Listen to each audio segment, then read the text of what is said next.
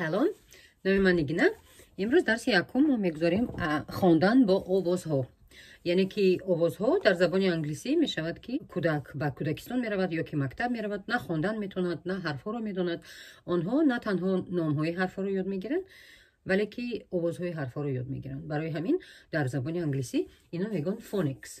یعنی فونیکس مثلا در زبان تاجیکی هم هست. حرفهای ما هم آواز دارن، هم حرفای ما هم نام دارن. فقط در آواز هم اهمیت میدیم. گروه یکم، برای که آوازها خیلی بسیار هستند، برای همین هر یک درس ما یک گروه به گروه میگذاریم. گروه یکم مثلا 10 تا حرف دارد.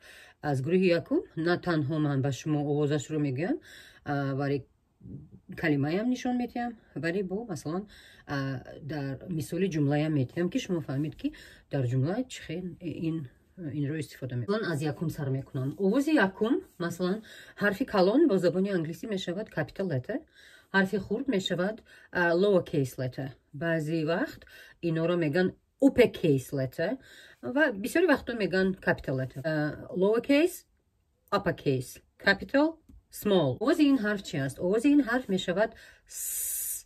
یعنی که ما با زبان تاجیکی اگر که نامی سلیمه گوییم همین آواز رو استفاده میبریم. س. یعنی که برای سنیک. دویمش سینک. یعنی که همون همانبه و آشپزخانه با ما جایی داریم که دیگه طبق خاصه میشویم، اینا میگن سینک. من در خاطرم نیست که با زبان تاجیکی چی میشود ولی با زبان روسی میشود умывальник. или раковина گفتم میشد با زبان روسی. سومش sun یعنی که آفتاب.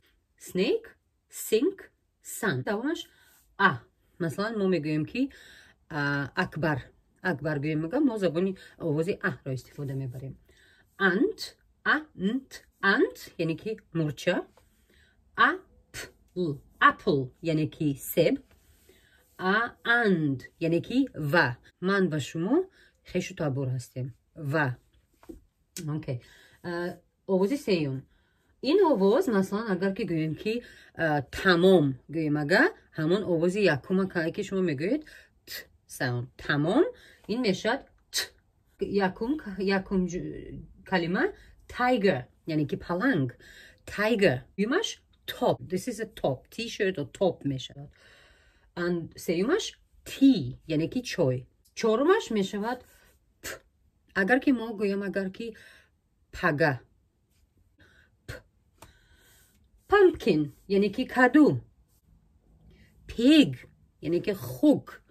pig اگر یگون کس آدمی افلاس باشد اگر میتوانید گفتن که you such a pig. آخرانش برای که pirate یعنی که ما به زبان روسی فقط میدونم که این کلمه چی میشود.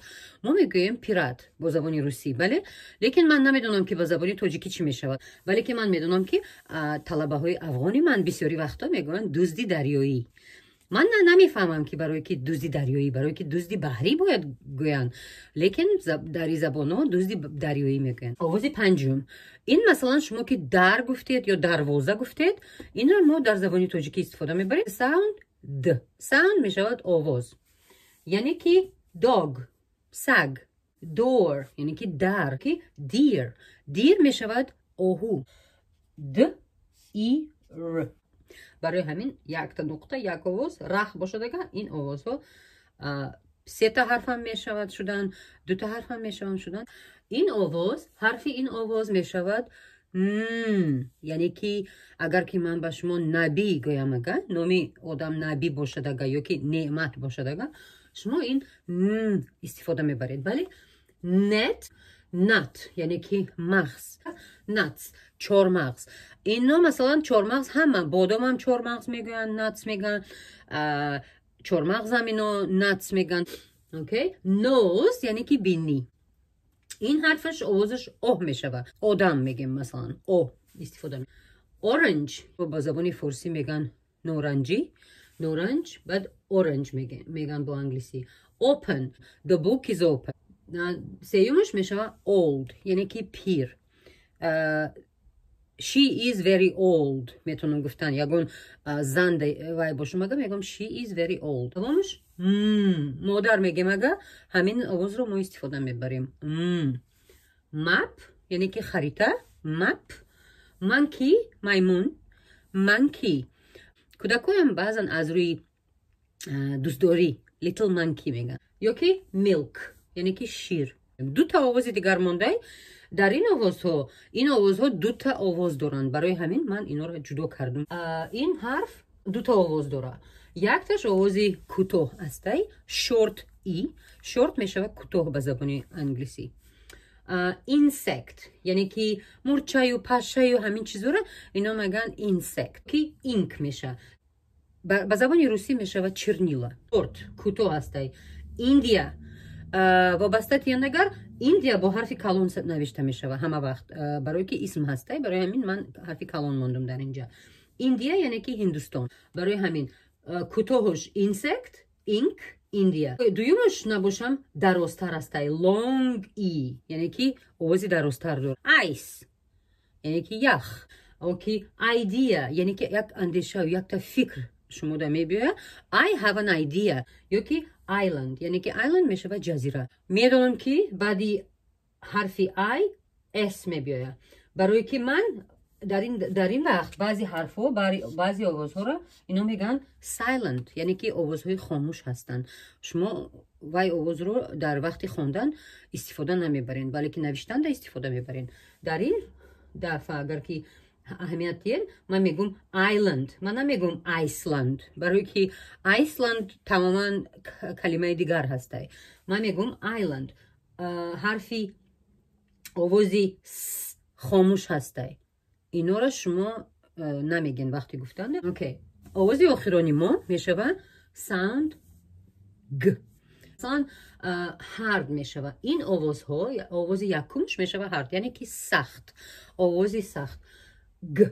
مثلا گفتن، گرفتن، گپ زدن. همین آواز را شما در زبان تاجیکی استفاده میبریم.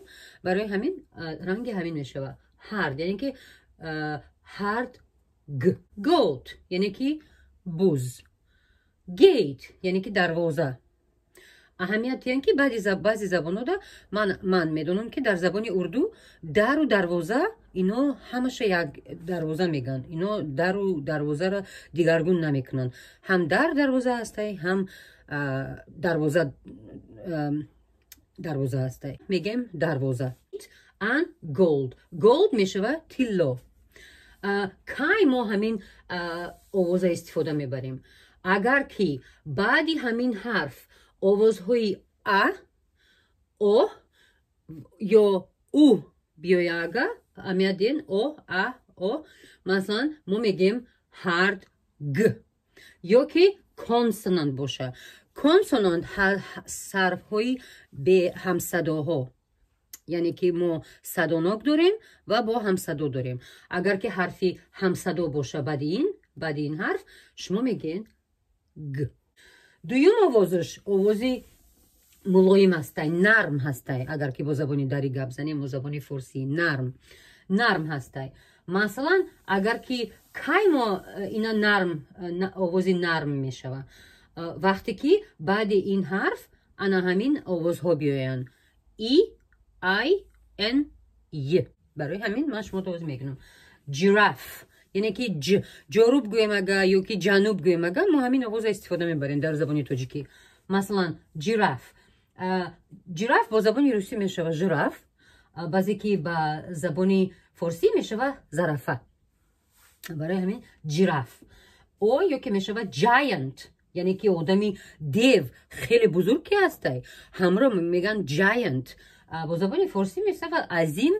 دیگرش میشه جیم. با زبانی روسی میشه سپورت زال. جم یعنی که جم همین جواهرات تیلا نقره همین خیلی چیزا را جم میگن. همین آوازها آوازی نرمی ج میشه رنگ جروب. اینش سخت میشه گ رنگ گفتن گپ زدن گرفتن. تمام. با تو درسی آینده تشکر. خداحافظ.